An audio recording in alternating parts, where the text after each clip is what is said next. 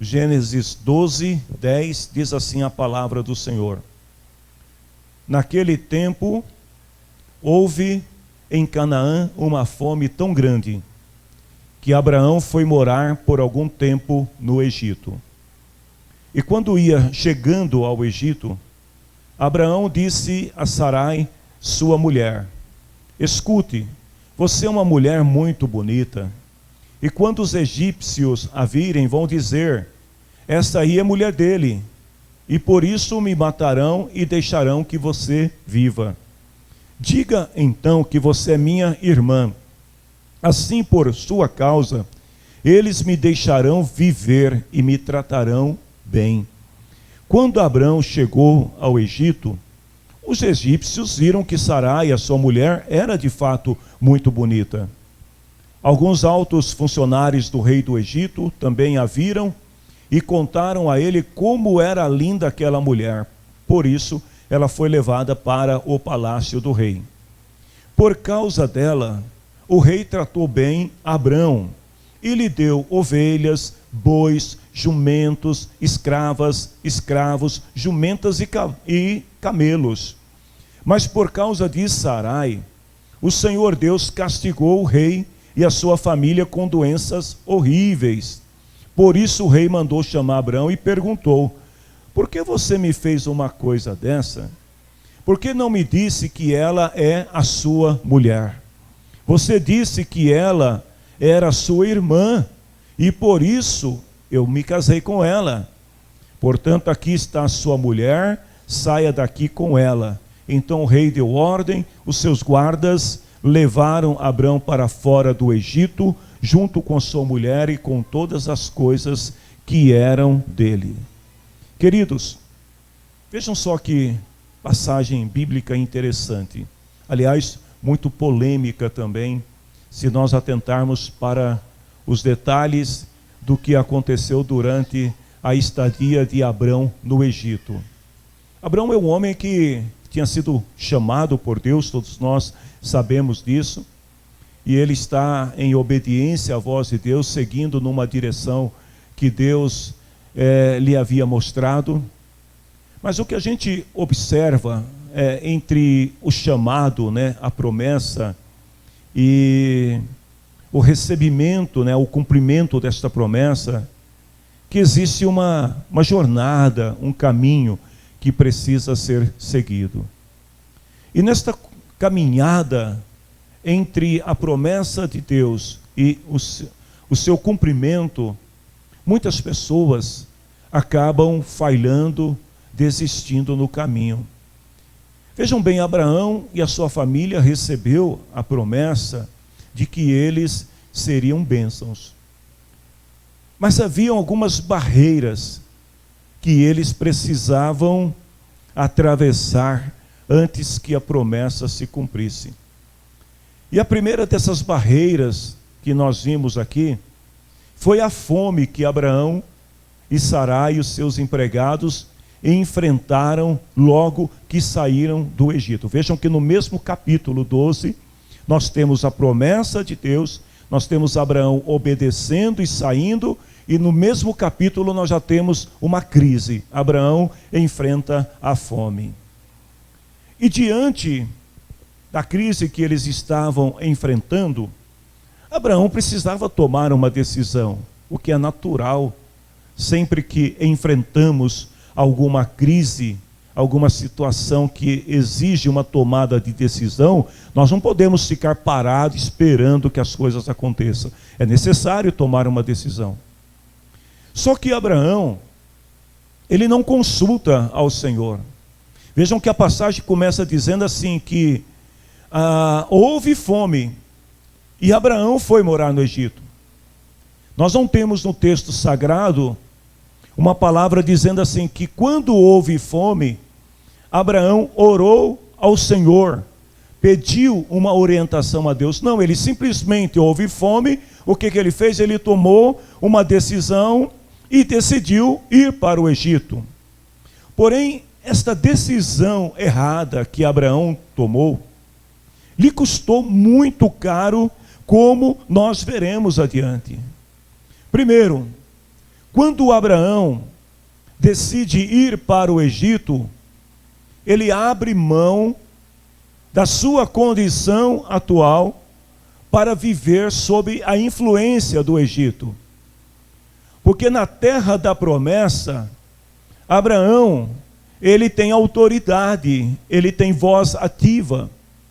Na terra da promessa, Abraão decide, mas a partir do momento que ele decide ir para o Egito, ele está abrindo mão da sua autoridade, ele está abrindo mão do seu direito de tomar decisões.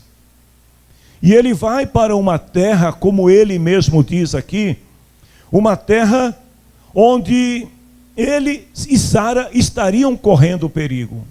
Então ele sabe que esta decisão era uma decisão perigosa. Mas mesmo assim ele vai para o Egito.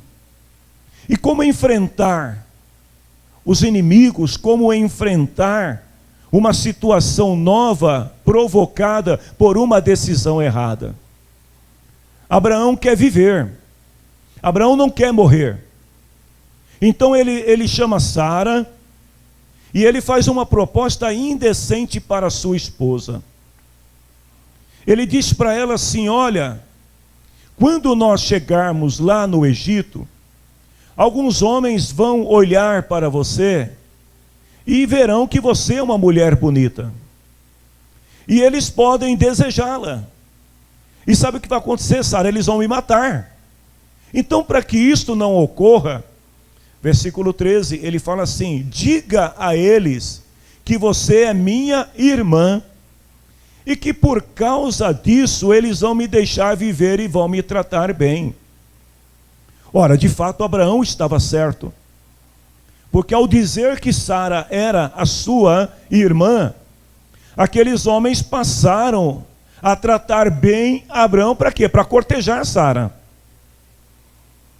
Mas Abraão, ele está tão cego da sua decisão, que ele não percebe o caminho que ele está tomando, o caminho da mentira.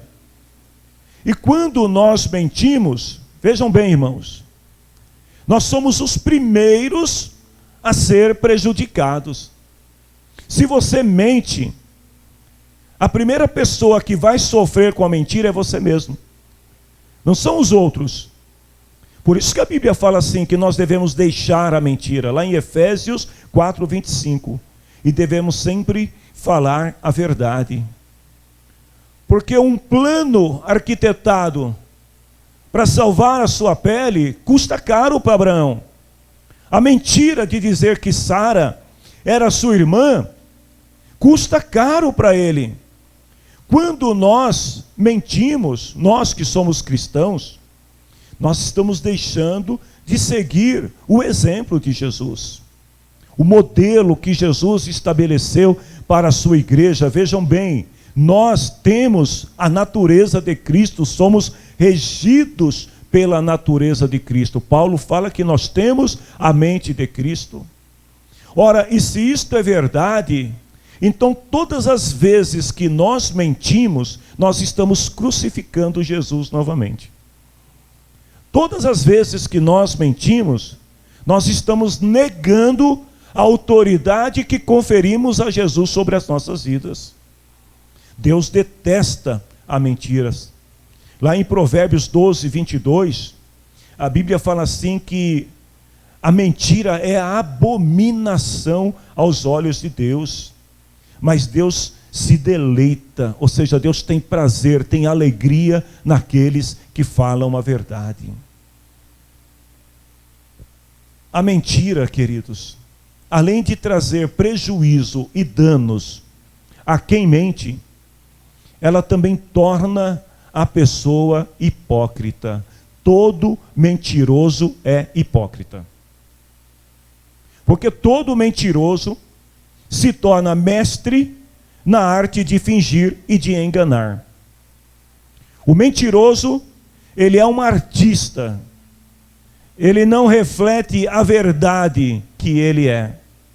Então, quando Abraão, eu fico imaginando, irmãos, tem muitos homens casados aqui nesta noite, Eu fico imaginando a cena de Abraão.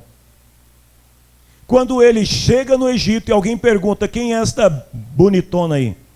E ele fala assim: é minha irmã. Aí o cara pega e fala: gostei, viu? E o que Abraão faz? Nada. E por que ele não faz nada? Porque ele perdeu a autoridade. Ele perdeu a autoridade a partir do momento que ele tomou uma decisão errada. Perdeu a autoridade a partir do momento que ele decidiu mentir. Então eu fico imaginando o drama de Abraão. Porque ele não podia fazer nada, dizer nada. E aí, minha gente, como se não bastasse ainda, de repente alguém chega e fala assim para ele: olha, o rei gostou dela, quer casar com ela. E aí, o que Abraão faz? Ele se revela e fala: não, ela é minha esposa. Não, Abraão não faz isso. Porque ele está muito preocupado em salvar a sua própria pele. E ele não percebe que a mentira está levando ele numa direção que mais adiante irá trazer vergonha para ele. Vejam bem, embora a mentira às vezes pareça ser uma solução boa, ela sempre vai gerar consequências graves. Porque aqui os homens, eles veem Sara. Os homens do Egito não estão errados. Porque eles veem Sara, perguntam para Abraão: quem é? É minha irmã. Então eles levam ela para o palácio. Mas aí eu tenho uma palavra para dizer para nós aqui nesta noite, irmãos, para nós refletirmos. A mentira não se sustenta para sempre. Cedo ou tarde, a mentira é revelada. Sabe o que aconteceu? Deus não permitiu que aquela coisa continuasse acontecendo. Deus trouxe uma enfermidade grave sobre o rei, sobre a sua família, sobre todo o palácio.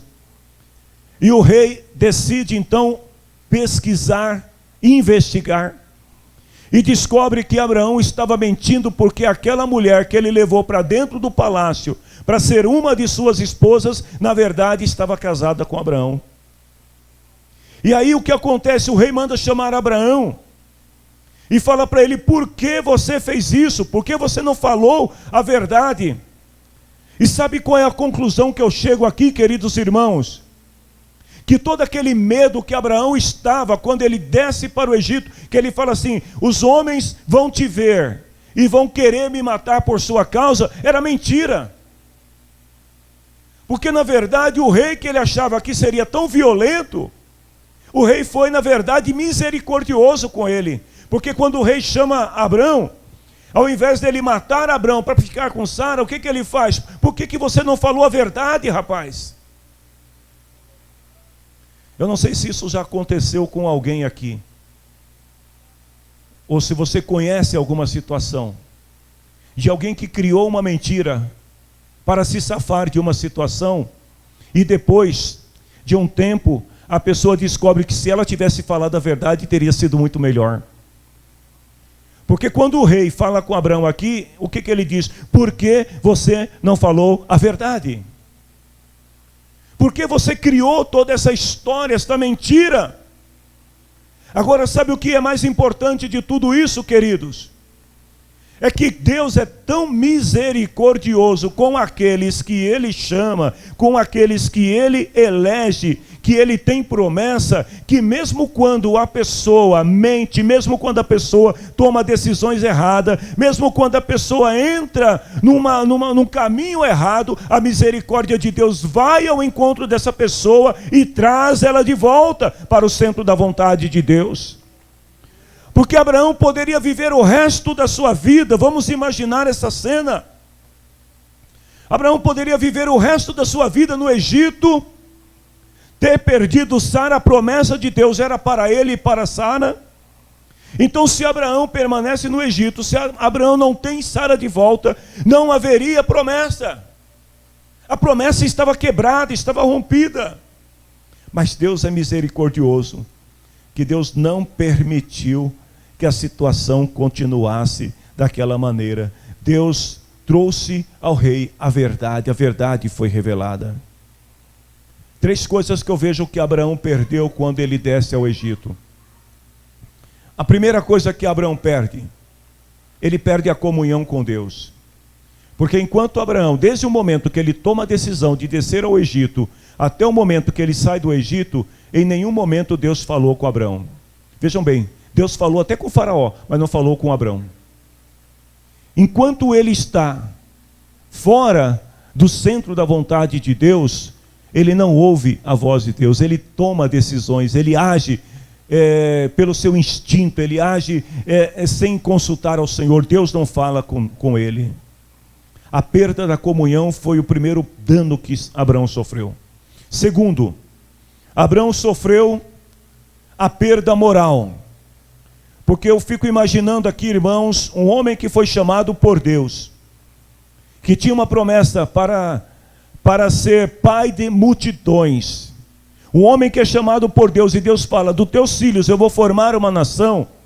Agora está sendo chamado a atenção na frente dos seus empregados, na frente da sua esposa que está sendo devolvida por um rei pagão. O rei chama Abraão e fala assim: por que você fez uma coisa dessa? E tem um versículo 19 que os teólogos gostam de discutir, não vamos entrar aqui na questão, mas olha a palavra do rei: você disse que ela era sua irmã e por isso eu casei com ela. Noutra versão diz: eu coabitei, ou seja, eu me deitei com a sua esposa, sem saber que ela era sua esposa. Então o rei está não só chamando a atenção de Abraão, mas eu sinto aqui Abraão sendo desmoralizado perante os seus empregados, perante todo o seu povo, naquele momento, por causa de uma decisão errada. Queridos, por isso que nós devemos orar todos os dias e pedir a Deus para caminhar no centro da vontade do Senhor, para que a vergonha não venha, porque Abraão aqui, ele está sofrendo a vergonha e mais ainda. O rei pega e olha para ele e fala assim: olha, agora pega de volta e vai embora daqui. E Abraão tem que baixar a cabecinha e sair humilhado com seus empregados, sem dizer uma única palavra. Terceiro prejuízo é que quando a pessoa ela age sem a direção de Deus e perde esta comunhão com Deus, a sua consciência fica cauterizada pelo erro. A pessoa não percebe que está errado. Porque vejam bem, Abraão não só perdeu o bom senso ao entregar a sua esposa para o rei, mas ele perde o bom senso quando ele aceita suborno do rei. Porque o rei manda um monte de presente para ele para comprar Sara. E ele vende a esposa dele por camelos, por jumentos e outras coisas. Quem sabe no meio daqueles presentes que o rei deu para Abraão, não estava Agar, que mais tarde trouxe um problema sério para Abraão, aliás, um problema que persiste até hoje. Talvez se Abraão não tivesse a sua mente cauterizada, a Bíblia diz assim, que o rei tratou bem Abraão por causa de Sara, e ele sabia que estava errado, estava sendo bem tratado por causa de um erro. Deus é bom, não é, meus irmãos? Deus é misericordioso, não é? Vocês acreditam que Deus pode trazer de volta alguém que tenha se perdido do centro da vontade de Deus, que Deus pode resgatar? Deus usa um pagão, Deus usa um rei que não servia a ele, para repreender Abrão e para expulsar Abrão do Egito. Sabe, irmãos, tem gente que eu vou dizer uma coisa para vocês: se todos compreendessem a misericórdia de Deus, sabe, tem gente que deveria dar pulo de alegria por Deus ser tão misericordioso com elas. Porque, olha só, Deus usa um pagão, um povo que não conhecia Deus, para expulsar Abrão do erro. Pegar Abrão e falar: sai daqui, nós não queremos você aqui. Vamos trazer a cena para os dias de hoje. Alguém que se afasta da vontade de Deus, que sai do centro da vontade de Deus, que começa a fazer coisas erradas, e de repente você está num ambiente que não é um ambiente cristão, e aí o ímpio chega para você e fala assim: cara, cai fora daqui, aqui não é teu lugar, você está no lugar errado. Foi isso que aconteceu com Abrão. Aqueles homens disseram: você não pertence ao Egito.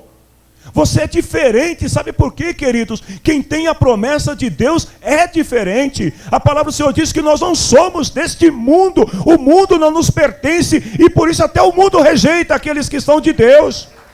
O mundo não quer você, você não é do mundo. A mentira não te pertence. O engano não te pertence, as coisas erradas não te pertencem, aquilo que faz parte do mundo não é teu, por isso que você não consegue viver bem no mundo, porque nós somos de Deus. E sabe o que acontece? A Bíblia diz que Abraão volta para Canaã, o mesmo ponto aonde ele havia errado. E sabe o que chama a atenção, irmãos? É que nessa ida e vinda de Abraão do Egito, eu não sei quanto tempo durou, mas quando ele volta, não tinha mais fome em Canaã. E aí sabe a conclusão que eu chego? Que aquele estágio de fome era uma coisa temporária.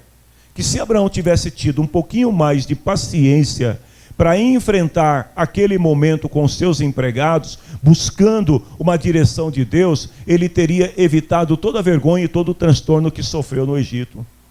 Às vezes, há pessoas que se precipitam na tomada de decisão.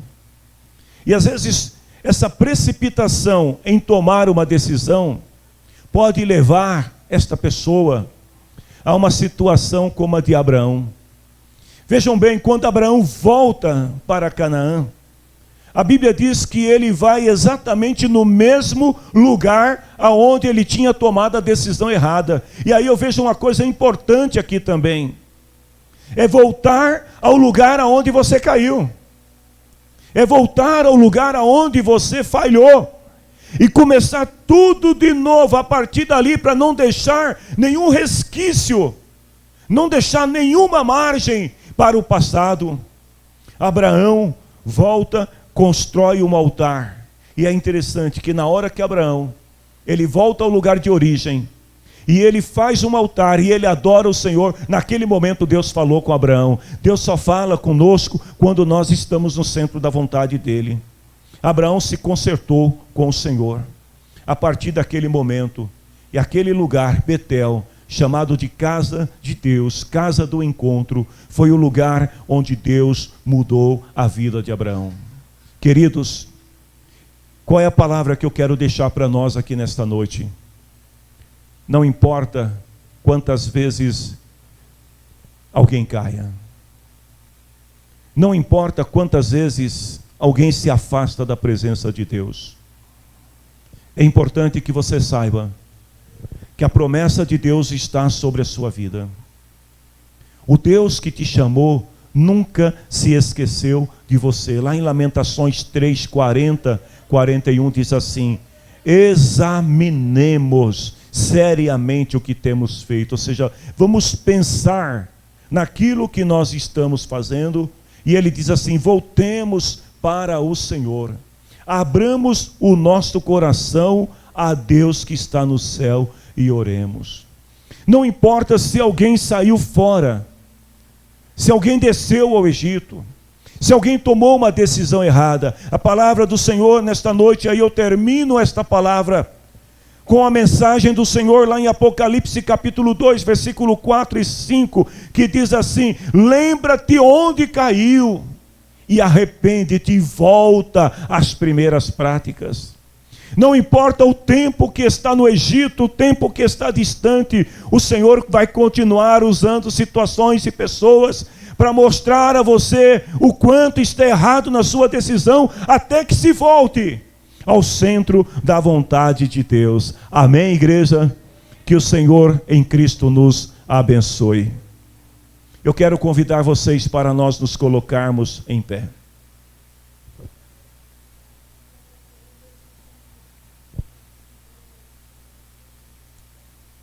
Eu quero, neste momento, orar por cada um de nós que estamos aqui. Eu não sei quais são as suas decisões que você tem tomado nesse ano e as que irá tomar no ano que vem. Mas se eu posso te dar um conselho da parte de Deus, o meu conselho é: quando vier a crise, como veio para Abraão a fome, antes de tomar uma decisão, consulte o Senhor. Fale primeiro com Deus. Espere ouvir a voz de Deus. Fique sabendo que Deus vai falar. Enquanto o Senhor não falar, não saia do teu lugar. Não tome decisão precipitada. Porque descer ao Egito pode parecer coisa boa. Algumas decisões na vida podem parecer boas no primeiro momento, mas trarão sérias consequências, tanto espiritual quanto moral. Então, lembra-te disso.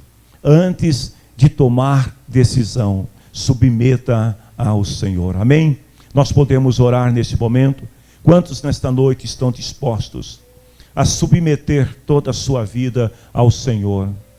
Quantos nesta noite estão dispostos a orar primeiro e esperar a resposta de Deus? Quando nós estamos no centro da vontade de Deus, Deus fala conosco de uma e de muitas maneiras. Então oremos em nome de Jesus Cristo. Senhor, nós ouvimos e recebemos a Tua palavra nesta noite. Assim como Abraão, que é o nosso pai na fé, e teve também, Senhor, o seu momento de decisão errada, que trouxe consequências graves para a sua vida, para o seu futuro. Senhor, muitas vezes nós também podemos ser induzidos a fazer da mesma maneira. Mas eu quero pedir nesta noite, Senhor, a ajuda do Teu Espírito Santo, sobre toda a igreja do Senhor que está reunida aqui, e a igreja do Senhor que está reunida nos lares em outros lugares. Para que o Teu Espírito Santo nos direcione em toda decisão, Senhor.